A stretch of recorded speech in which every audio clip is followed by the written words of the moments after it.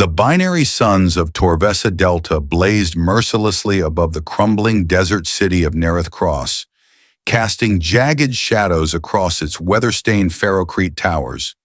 The air shimmered with heat distortion and the acrid scent of plasma exhaust, a constant companion in the starport markets. Amid the crowd of tech traders, scavengers, and smugglers, a cloaked figure wove her way silently through the maze of stalls, her gait cautious and worn. Kaylin Varel kept her head down the edges of her threadbare cloak drawn tightly around herself and the child at her side. Tari, no more than 6 cycles old, clung to her mother's leg with one small gloved hand, her silver eyes scanning the chaos with cautious wonder.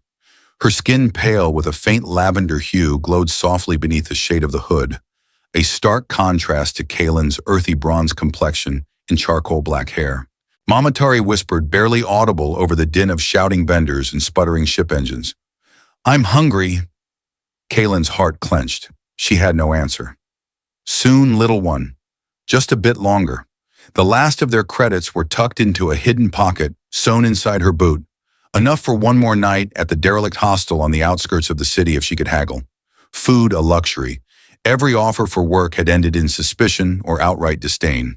Few on Torvesa hired outsiders. Even fewer tolerated a hybrid child born of 2 species, no longer at peace. As they passed a food stand, the aroma of fried root cakes nearly broke her resolve. The vendor, a squat insectoid Krenathi, fixed his compound eyes on her with disgust. "No loitering," he hissed, antennae flicking in agitation. "Move along, off-worlder." Kaylin pulled Tari closer and hurried past her stomach, groaning in protest. Her daughter's soft steps shuffled over the dust-choked pavement beside her. It had been over 4 months since they had fled the wreckage of their old life on the moon colony of Durelian Prime, and each world since had proven as unwelcoming as the last. She hadn't thought it possible to feel smaller than she already did until today. A sharp jolt interrupted her thoughts.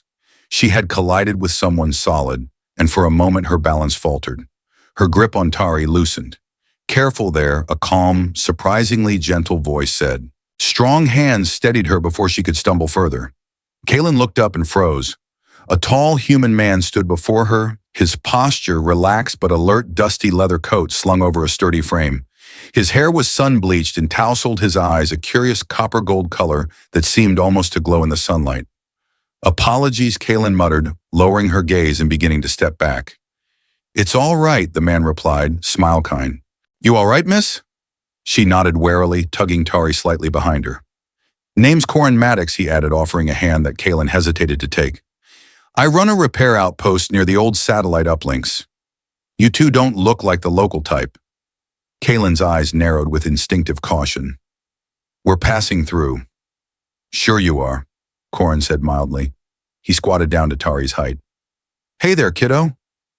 Tari blinked at him with cautious curiosity, then gave the tiniest of nods. Corin straightened. "You looking for work?" he asked Kaylin. "I've seen you around a few times." Her throat tightened. "What are you offering? Inventory help? Shop organization? Maybe light repairs if you've got the touch." "Nothing heavy. Room and board's part of the deal if that sweetens it."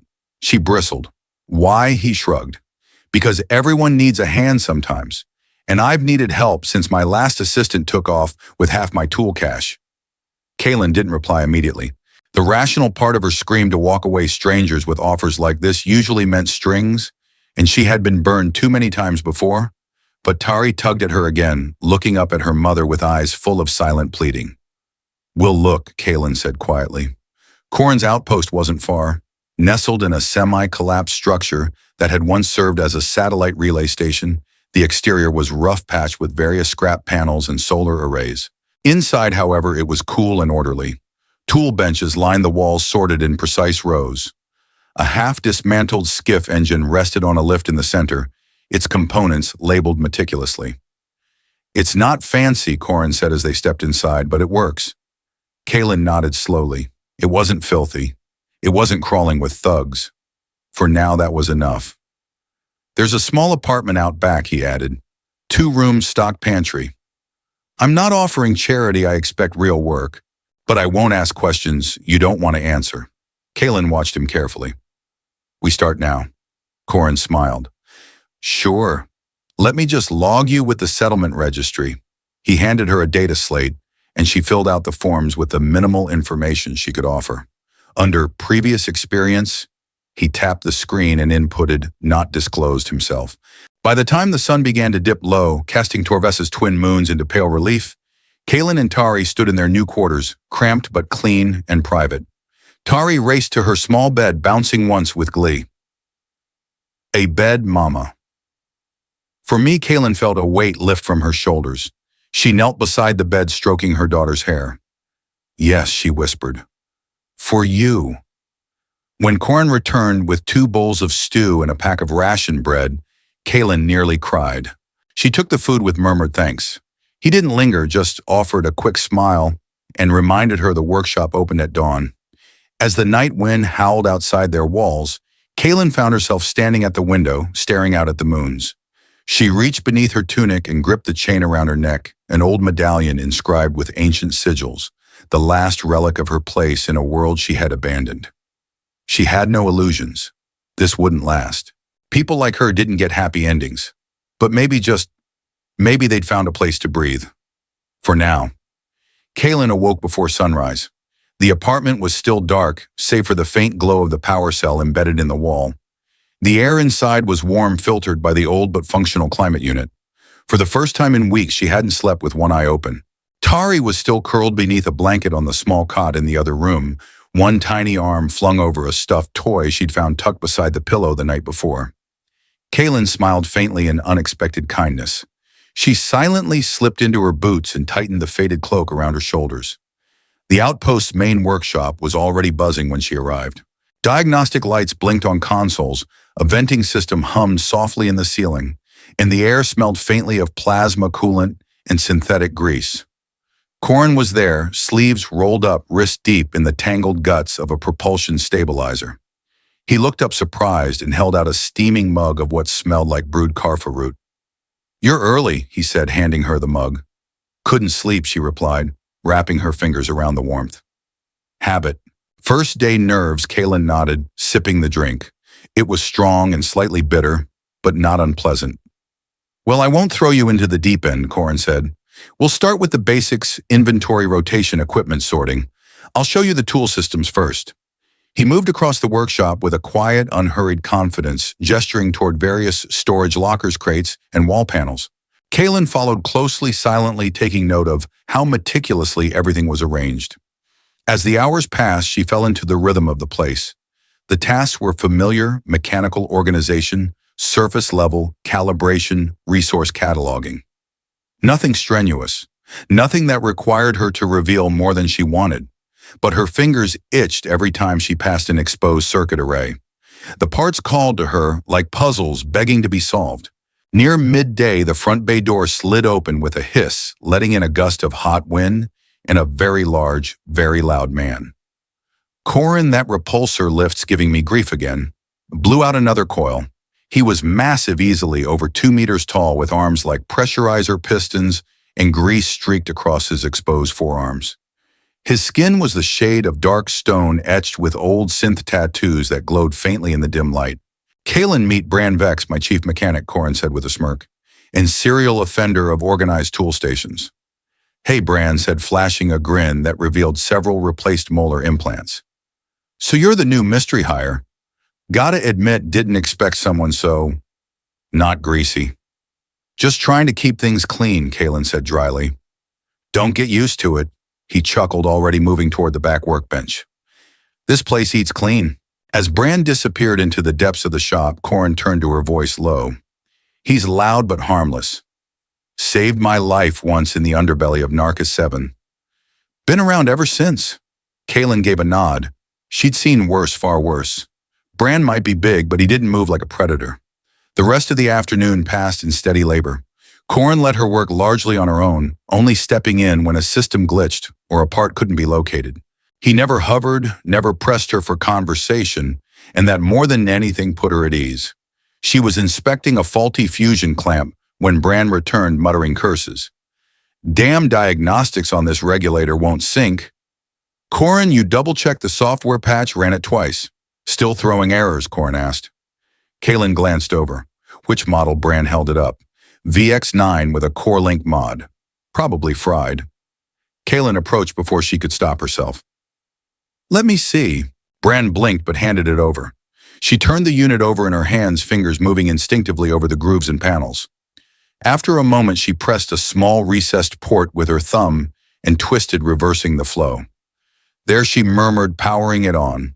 The light flickered, once, then held steady. By the black moons, Bran breathed.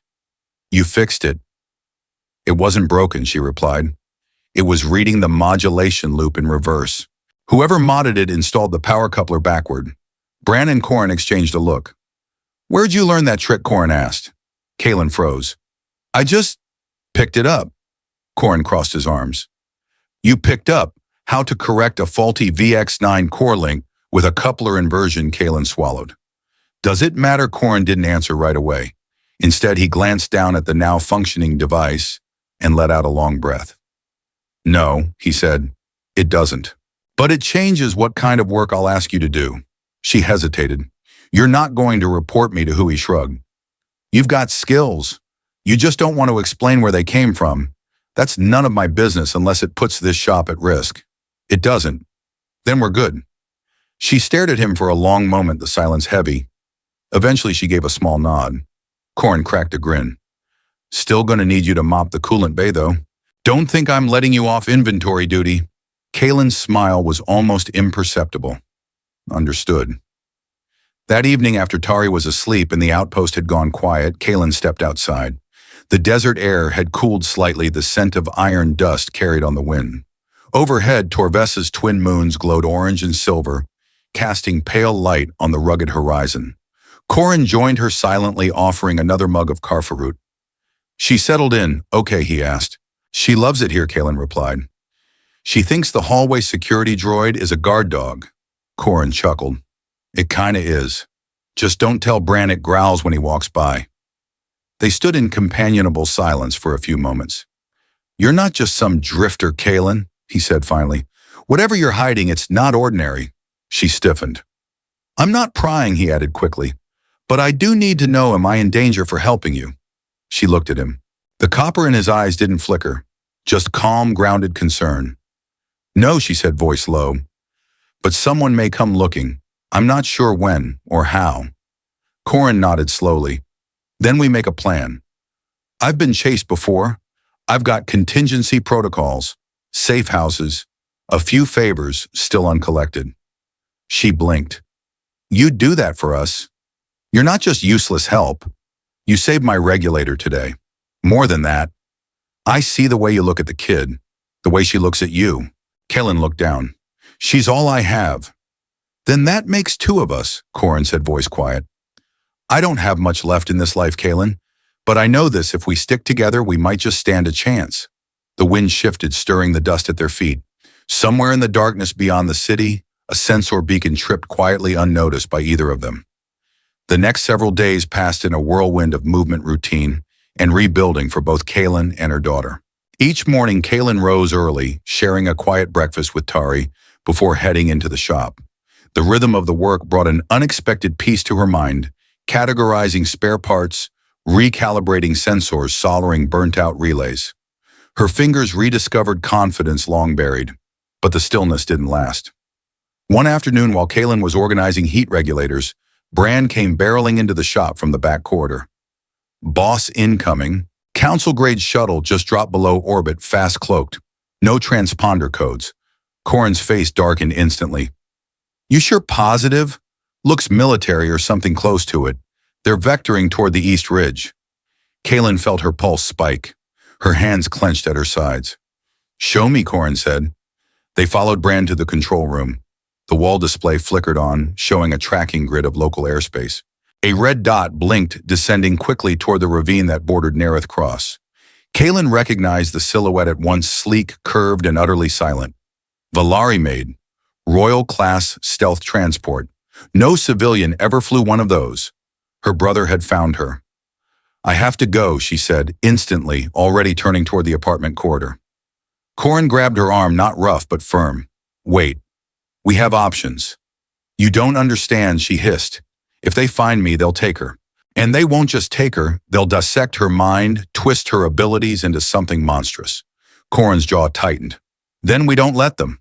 Brand stepped in. There's the fallback shelter, the mining shaft past the northwest perimeter. Old Union Station's still functional. I can get the kid there. Kalen looked between them uncertain. Tari knows Brand, Corin said. She trusts him. You and I stay here, make them think we're caught off guard. We delay them. I won't leave her alone. She won't be alone, Brand said. You've got my word. Kalen's heart thundered in her chest, but she nodded. Get her now. Brand disappeared into the hallway. Corin turned to the console and flipped several switches, engaging the shop's exterior defenses. Pulse barriers buzzed to life around the perimeter. Are you armed? Kalen asked. I prefer diplomacy, Corin replied. But yes. He pulled open a hidden panel under the main workbench and retrieved a compact plasma sidearm modified for dual output. He checked the charge, then holstered it. Kalen exhaled and opened her jacket. Beneath her tunic, secured to a torso holster, was a collapsible energy blade, sleek black and humming faintly. Corin raised an eyebrow. That's not scavenger tech. I never said it was. A tremor passed through the shop as the stealth shuttle landed outside. The dust that rose from the impact fogged the street like a storm front. The door buzzed once. Then again. They didn't answer. A third buzz came and the reinforced door slid open with a hiss of override codes. 3 figures entered. The 2 flanking soldiers wore dark violet armor, the insignia of the Valari Sovereign Council etched into their chests. Between them stood a tall, silver-skinned man with Kalen's bone structure and sharper eyes. Commander Saren Varel, her older brother. Kalen, he said, voice smooth as carved ice. Or do you still use that name? She stood her ground. I don't answer to the Dominion anymore. Saren's gaze slid to Corin. And you must be the mechanic harboring my sister. Harboring is a strong word, Corin said evenly. She works here, that's all. Saren's smile didn't reach his eyes. I don't think you fully understand what you've involved yourself in. I understand enough, Corin replied. You're uninvited, so state your business. Saren stepped closer. Our father is dying. The succession crisis looms. The Genetic Advisory Council demands Kalen return with the child. Not happening, Kalen said flatly. Saren's eyes flashed. That child is a hybrid aberration. Her existence disrupts centuries of genetic purity. The Council will not allow her to remain hidden. She's not an aberration, Kalen growled. She's my daughter, and she's more than your broken lineage could ever produce. Saren gestured slightly and one of the soldiers raised his rifle. Corin drew his plasma sidearm immediately. Enough, Kalen shouted, stepping between them. You want me? Fine. But Tari stays. Saren studied her. You think you have leverage? Your powers are diminished? Your allies fragile? Corin's voice cut in steel hard. You don't know anything about us. Try to touch her again, and I'll make sure you don't leave this city breathing. The soldier tensed. Saren held up a hand, stopping him. Very well, he said smoothly. Let's speak privately. No need for blood. Yet, Corin looked at Kalen. She nodded. They entered Corin's office, leaving the soldiers behind. The room was cramped, but Kalen welcomed the brief isolation. What do you want, Saren? She asked, crossing her arms. You're the last blood heir, he said, whether you like it or not. The Council intends to breed a replacement line, sterile, efficient, genetically compliant. If you return voluntarily, we can prevent it. Kalen blinked. You want me to challenge the Council after what they did to me? Not alone, Saren said. With the child, with the human. Use the binding rights, make it official. Declare a new lineage, prove that diversity is strength. Kalen's breath caught. You would risk your station to support this. I've already risked everything. They'll take her, Kalen. It's only a matter of time. But if we legitimize the bond in the eyes of the Dominion, we can reshape the system. I need time, she said. You have 3 days, Saren replied. After that, the Council's agents will no longer be subtle. He stood to leave, pausing at the door. He's brave, you're human. I hope he's ready to stand beside royalty. I'm not royalty anymore, she said. Not yet. As the shuttle departed and the dust settled again outside the shop, Kalen returned to the control room where Corin waited. Well, he asked. She looked at him, really looked at him, the way he hadn't flinched in the face of armed Dominion agents, the way his concern didn't come with questions or control. They want me to return, she said, to bind with you. Officially, they say it's the only way to protect her. Corin blinked. They want a political marriage. It's more than that, she said. The binding trials, the rights. It's not just words or contracts. It's real. Psychic resonance, spiritual alignment. It can kill you if you're not ready. He was quiet for a long moment. Then so, when do we leave? 2 days later, their small convoy crested the ridge of the Kareth dunes, the crimson sands of the desert shimmering like fire beneath the binary suns. Ahead, partially buried in the cracked earth, rose the Temple of Flameglass, a monolithic structure forged from translucent crystalline strata that caught the light and refracted it into brilliant dancing patterns. It looked like a structure from legend more dream than stone, humming with ancient power. Kaelin sat at the helm of Corin's skiff, her jaw tight, her violet cloak drawn close. Behind them, Bran piloted a second vehicle, where Tari dozed beneath a shielding canopy. Commander Saren Varel's sleek diplomatic cruiser followed at a measured distance, deliberately non-threatening. Corin glanced sideways. Doesn't look like any temple I've ever seen. That's because it's alive, Kaelin murmured. The Flameglass is sentient crystal, grown with ancient bioresonant tech. It tests you, judges your intent. Corin raised an eyebrow. Judges, Kaelin nodded. The binding trials aren't ceremonial. They're metaphysical challenges designed to prove that two individuals are not only compatible, but stronger together than apart. If the temple doesn't accept the bond, it will reject us. Violently. Great, Corin muttered. No pressure then. They disembarked as the skiffs parked before the temple's grand entrance, a shimmering archway flanked by rune-covered pillars. As they approached, a dozen robed figures emerged, their movements slow, synchronized. The lead figure pulled back her hood to reveal silvery white skin and deep obsidian eyes. Welcome, Kaelin Varel, the woman intoned. I am High Warden Alira, Keeper of the Trials. Kaelin bowed slightly. We request sanctuary and passage through the binding.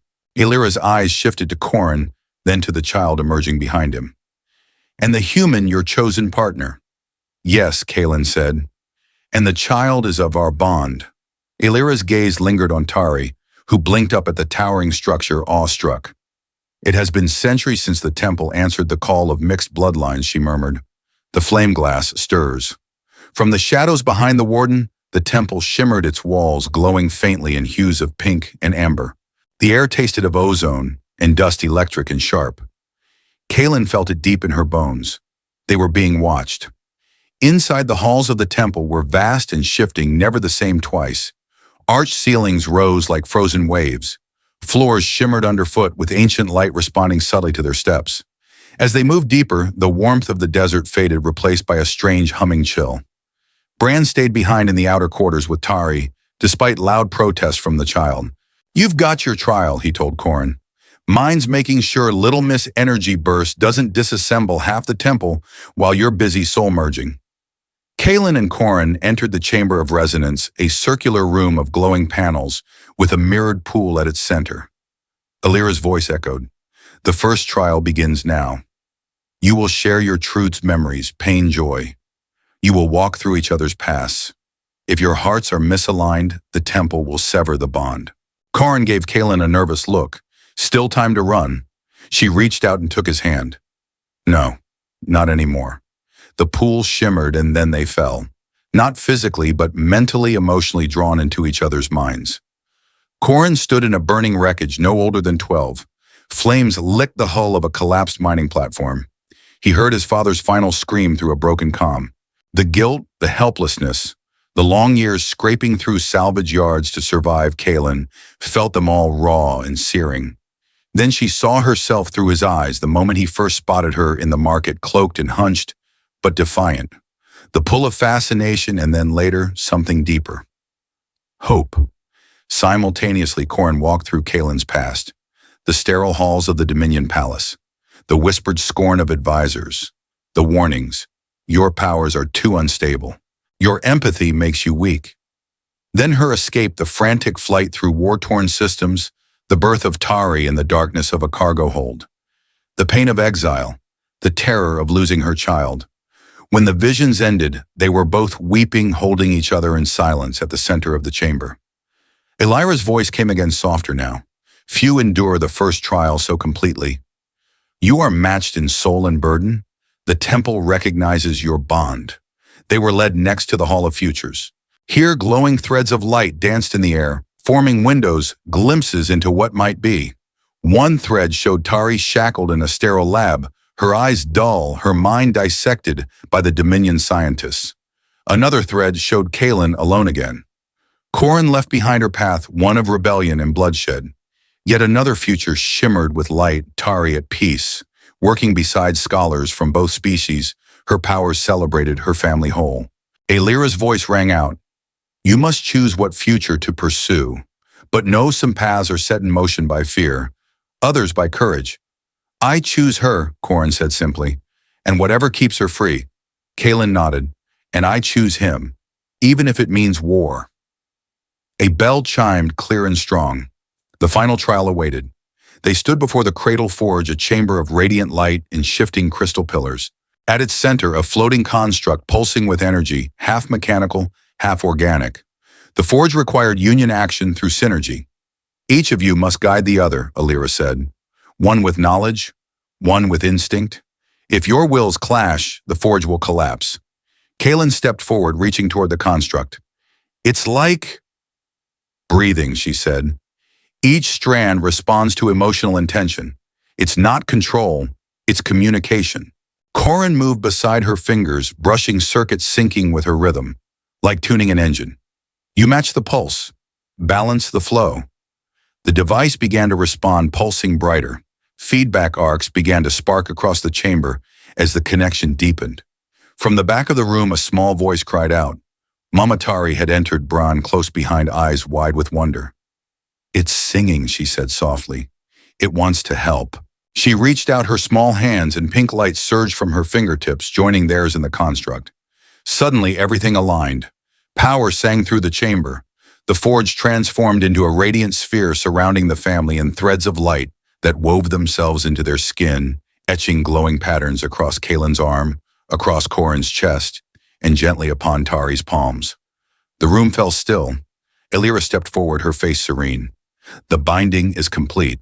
You are recognized as one by the temple and by the ancient laws of the Dominion. They were escorted out under the growing shadow of a setting sun. Outside, Seren waited, expression unreadable. Well, he asked. Kaelin met his gaze. We're ready. Let the council come. We don't hide anymore. Seren nodded. Then we begin the second phase, and hope it's enough. As the stars began to bloom overhead, Corrin reached down, took Kaelin's hand, and gently squeezed. Whatever comes, he said, we face it together.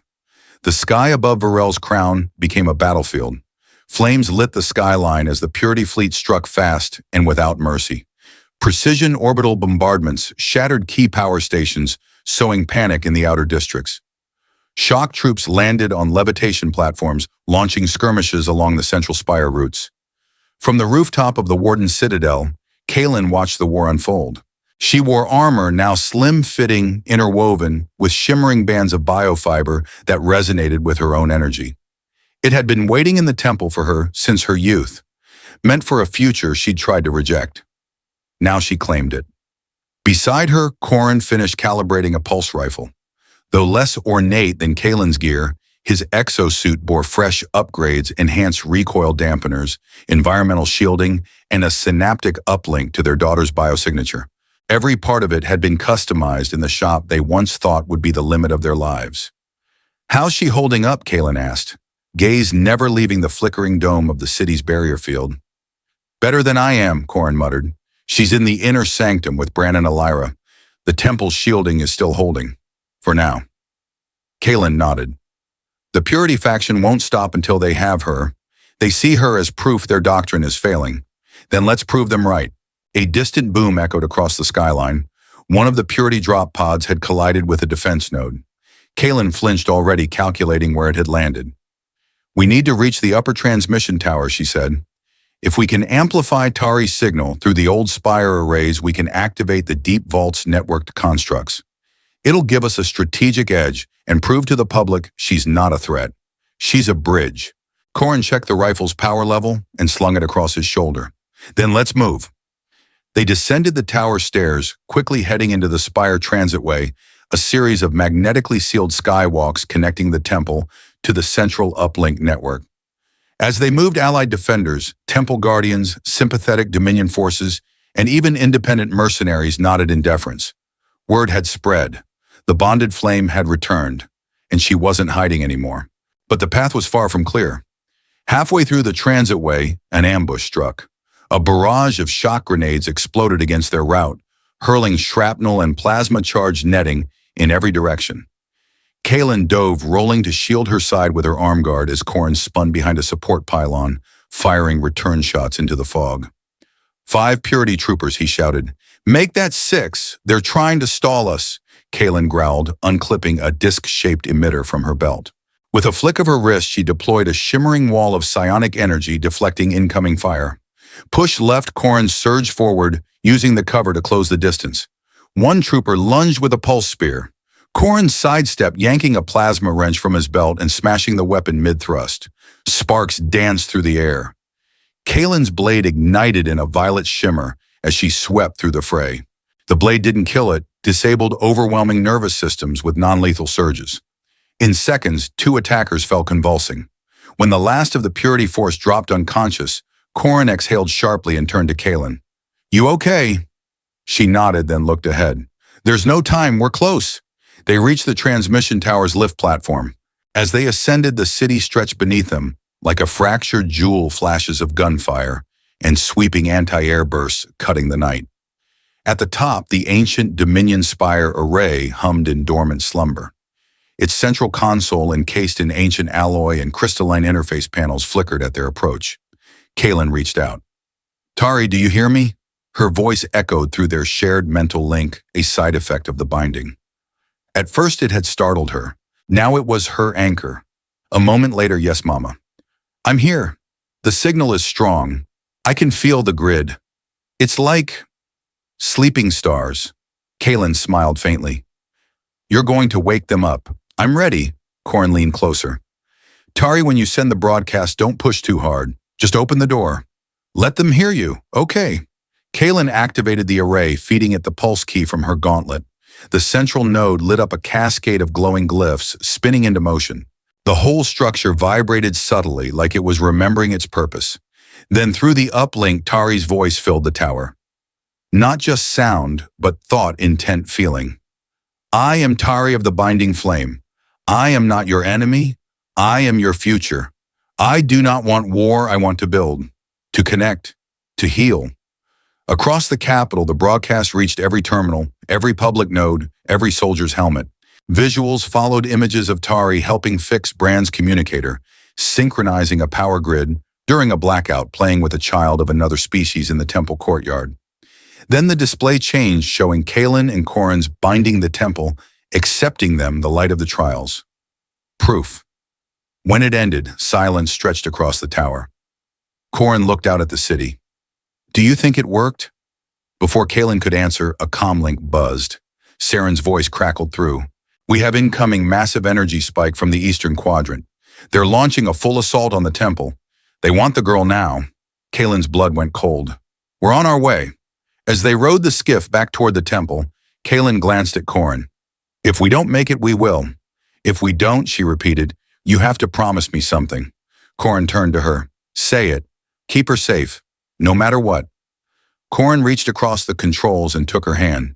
I already promised you that, but I'm not doing it without you. We're family, all 3 of us. Kaylin swallowed hard. Then we go together. They arrived to chaos. The temple's outer plaza burned battle lines drawn across its crystalline walkways. Guardians held their ground with radiant shields, but the Purity faction pressed in heavier weapons, fortified exosuits, genetically modified shock troopers. Brand met them at the inner gate, panting. They breached the second tier.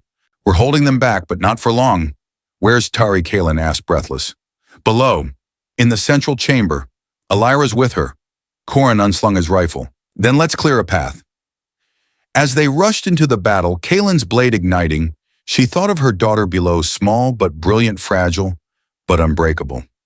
She fought not just for safety, but for future generations like Tari, children who might be born free to choose who they were. A burst of enemy fire struck near the gate, hurling a guardian across the walkway. Kaylin caught the blast with her shield eyes blazing. No more running. Not this time. The temple of flame glass trembled under the weight of invasion. Above, the battle rage pulse blasts crackled against psionic barriers. Soldiers shouted over the din of explosions, and the violet night was lit by constant flashes of combat. Yet deep within the temple's ancient heart in the chamber foundation, there was only a quiet hum. Tari stood barefoot on the circular platform in the center of the chamber, her eyes glowing softly pink, her silver hair drifting in the energy current like a slow tide. Around her, concentric rings of crystal pulsed in rhythm with her heartbeat.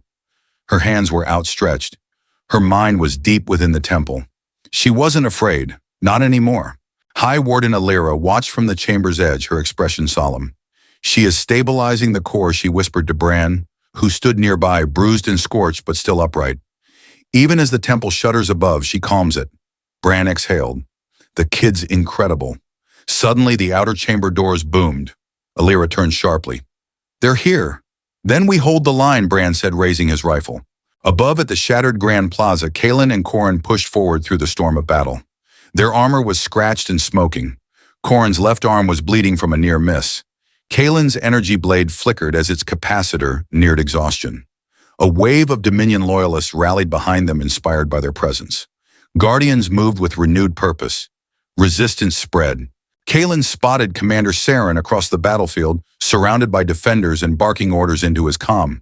She pushed toward him. "We need a path to the Foundation chamber," she shouted. Saren nodded. "They're targeting the temple's core? If they take it, the structure collapses, and so does the shield dome over the city. We won't let them," Corrin said. But even as they regrouped, a sleek figure stepped onto the plaza's edge. Clad in black and gold battle armor, laced with ritual markings, the Purity faction's warlord general Axar Vel strode forward. A massive dual-bladed staff hung from his back, and his four cybernetic eyes glowed with mechanical precision. Varel Axar called, his voice amplified. "You've led your people into weakness, into compromise." Kaelin stepped forward, her voice sharp and clear. "No. I led them out of stagnation." Axar's sneer was visible even through his helmet's visor. "You bonded with an alien.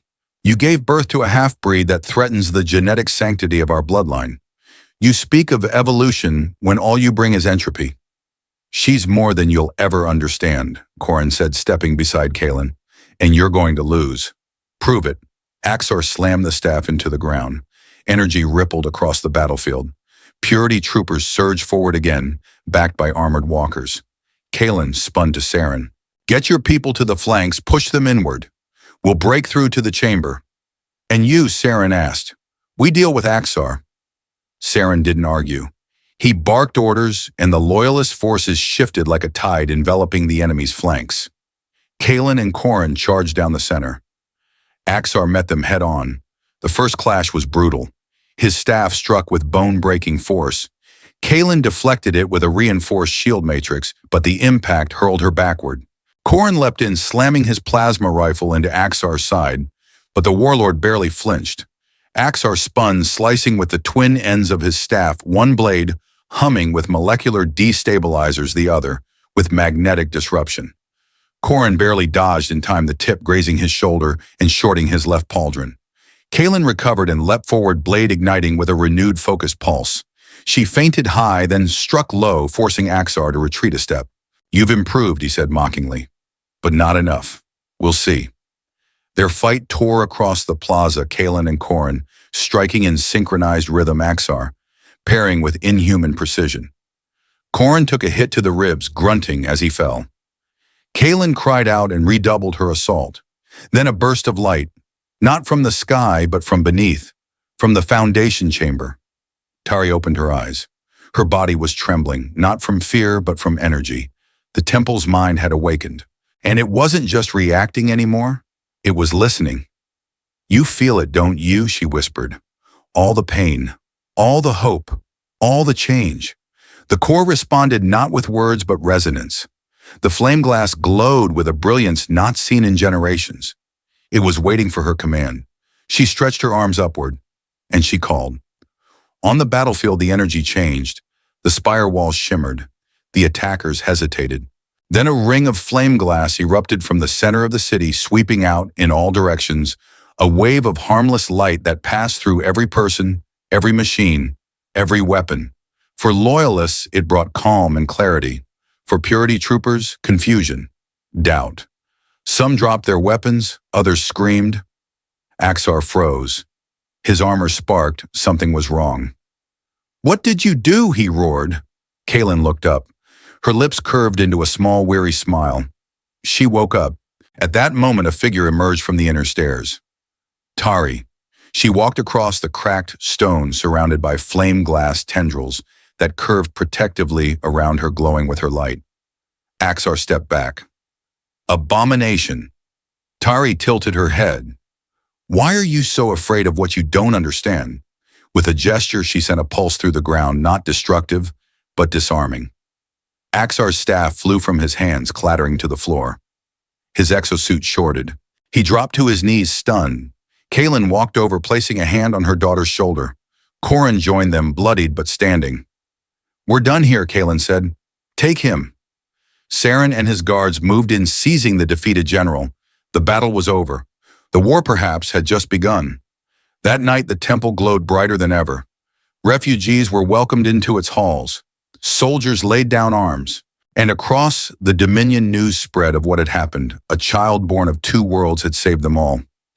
In their private chamber, Kaylin tended Corin's wounds. "You almost died," she scolded, but her voice trembled. "So did you," he replied, smiling weakly. "We're terrible at taking the safe route." She leaned her forehead against his. "But we're alive, and so is she." Tari sat by the window watching the stars. She turned and said quietly, "The temple told me something." Kaylin looked at her.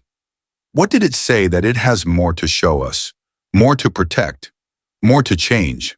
Kaylin met Corin's eyes. "We're not done yet." A month had passed since the siege of Varel's crown. The capital had begun to heal. Reconstruction stretched across the skyline.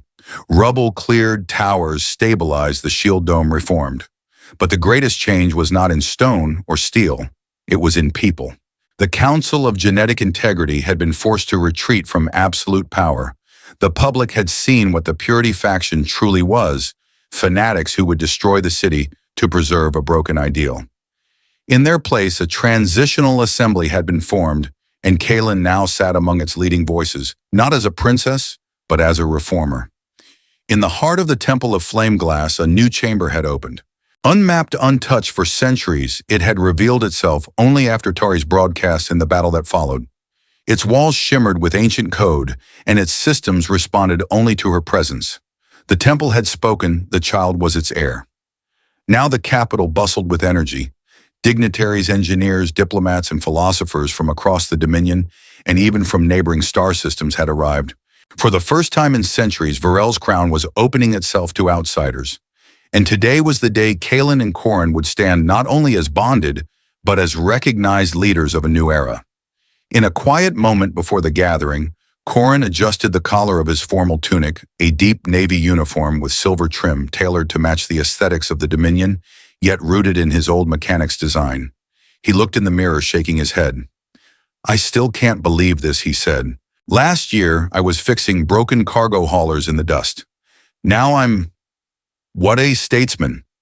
Kaylin smirked as she stepped behind him, wearing a sleek crimson and violet robe, her binding marks glowing softly on her skin.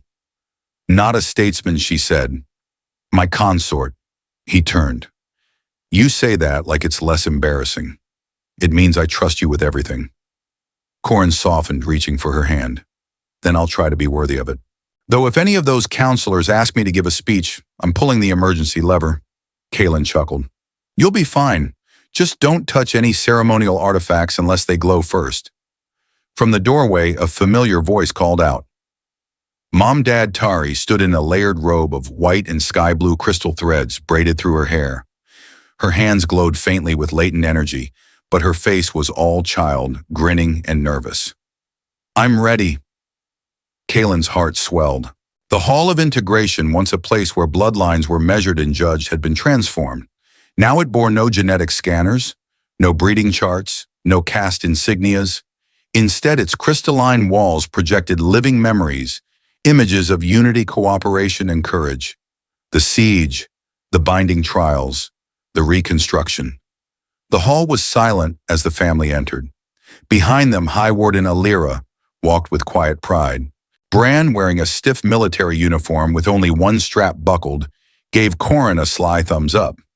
Even Saren stood in full regalia, his once stern face now bearing the calm of a man who'd chosen the right path. Counselors and foreign observers rose as Kaelin and Corrin stepped to the central platform. Tari joined them. A low chime resonated through the chamber. The flame glass had acknowledged them. Kaelin took a breath. People of the Dominion. For generations, we believed strength came from purity, that progress came from isolation, that safety came from fear. She looked down at her daughter. We were wrong. She gestured to Tari. This child, my daughter, was born of two worlds, not to destroy them but to connect them. Her gifts are not dangerous. They are miraculous. Tari raised her hand and the chamber responded. A lattice of energy blossomed from the ceiling, forming intricate patterns of human and Dominion technology, interwoven into a single system. A demonstration not of dominance, but of synthesis. Corrin stepped forward. You don't have to understand every detail. I don't, but I know what matters. Love, trust, hope, those are universal languages. I never thought I'd be here, but I'm glad I am, because I see now that the future doesn't belong to those who fear change. It belongs to those who build it. Applause rippled across the chamber. Some stood, others wept. Elira raised her staff. Let it be recorded. The binding flame is not a myth. It is reborn. The Dominion is no longer bound by blood alone, but by choice. The chime struck again. The temple's mark glowed across the platform floor.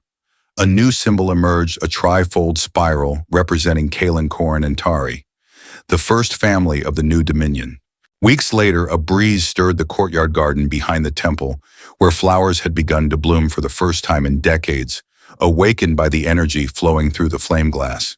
Tari sat cross-legged on the grass, tinkering with a tiny hover drone that purred and spun in midair.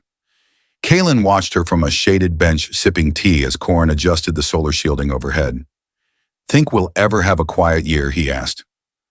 I hope not, Kaelin said. Quiet means nothing's changing. He sat beside her. Tari's talking about opening a school. She's 7, still smarter than half the council. They laughed. Then Kaelin turned serious. You changed everything. By giving us a place to sleep, a job, a home. He touched her hand. You changed me too. I never knew what I was building toward until you walked into my life with a silent daughter and a storm behind your eyes. Kaelin smiled. You made the storm feel like hope.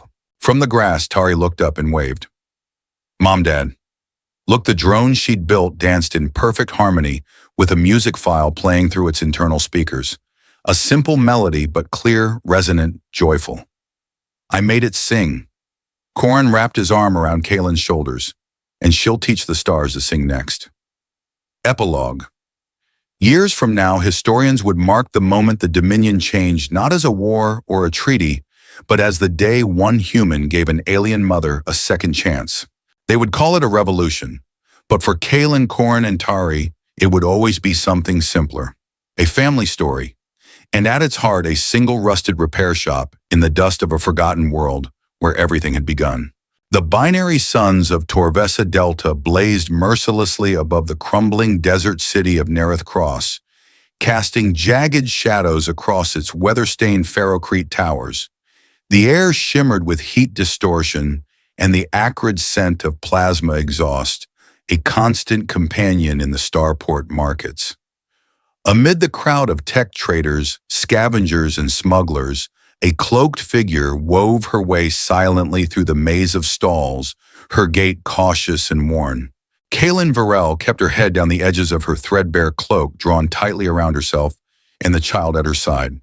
Tari, no more than 6 cycles old, clung to her mother's leg with one small gloved hand, her silver eyes scanning the chaos with cautious wonder. Her skin, pale with a faint lavender hue, glowed softly beneath the shade of the hood, a stark contrast to Kalen's earthy bronze complexion and charcoal black hair. Mama Tari whispered, barely audible over the din of shouting vendors and sputtering ship engines. "I'm hungry." Kalen's heart clenched. She had no answer. "Soon, little one. Just a bit longer." The last of their credits were tucked into a hidden pocket, sewn inside her boot. Enough for one more night at the derelict hostel on the outskirts of the city if she could haggle. Food a luxury. Every offer for work had ended in suspicion or outright disdain. Few on Torvesa hired outsiders. Even fewer tolerated a hybrid child born of two species, no longer at peace. As they passed a food stand, the aroma of fried root cakes nearly broke her resolve. The vendor, a squat insectoid Kranati, fixed his compound eyes on her with disgust. "No loitering," he hissed, antennae flicking in agitation. "Move along, off-worlder." Kalen pulled Tari closer and hurried past her stomach, groaning in protest. Her daughter's soft steps shuffled over the dust-choked pavement beside her. It had been over 4 months since they had fled the wreckage of their old life on the moon colony of Durelian Prime, and each world since had proven as unwelcoming as the last.